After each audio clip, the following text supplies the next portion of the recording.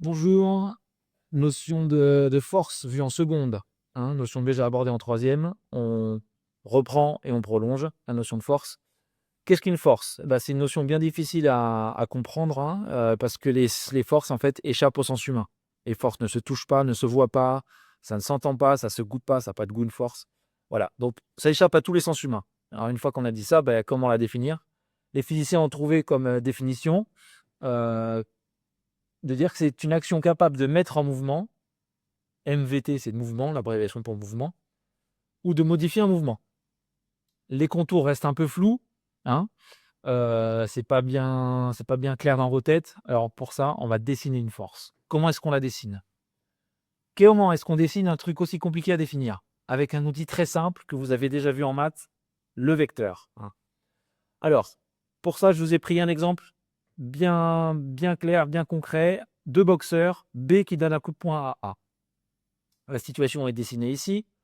Heu Première caractéristique du vecteur force, le point d'application. Le point d'application, c'est le point d'où va partir la force. Là, ici, j'ai choisi un boxeur B qui donne un coup de poing au niveau de la joue au boxeur A. Donc, le point d'application, je vais l'appeler J. Allez, on sait que la force va partir de J, vers le haut, vers le bas, vers là, on ne sait pas encore. C'est la deuxième caractéristique qui va nous le dire. Bah, ce coup de poing, on voit qu'il est horizontal. Donc, la force va être dessinée sur une droite horizontale ici. Voilà, direction horizontale. Dans quel sens? Notre droite horizontale qu'on imagine ici, elle a deux sens. Vers la droite, vers la gauche. Le coup de poing est porté vers la gauche.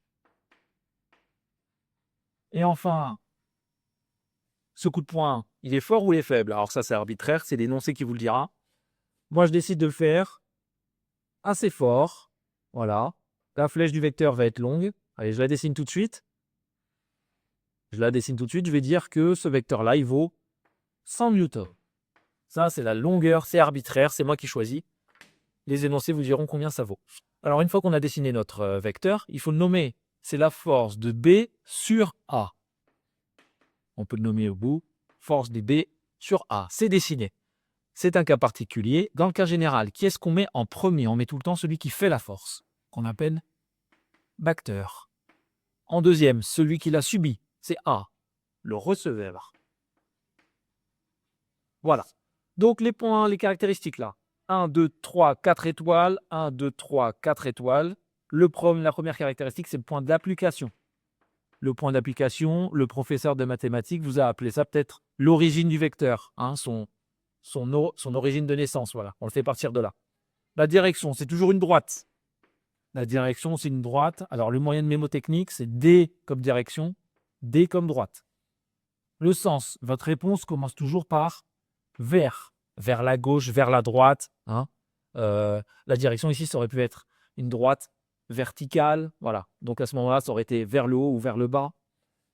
Et la quatrième caractéristique, c'est ce qu'on appelle la norme, l'intensité ou la valeur, peu importe ses synonymes. Norme, je l'écris intensité, voilà. Tu même valeur, tout ça c'est synonyme. Comment est-ce qu'on la note? On la note sans la flèche de vecteur surtout. Surtout, ne mettez pas la flèche de vecteur, c'est une énorme faute. Ne faites pas ça. F de l'acteur, allez, je l'écris en abrégé, j'ai pas beaucoup de place.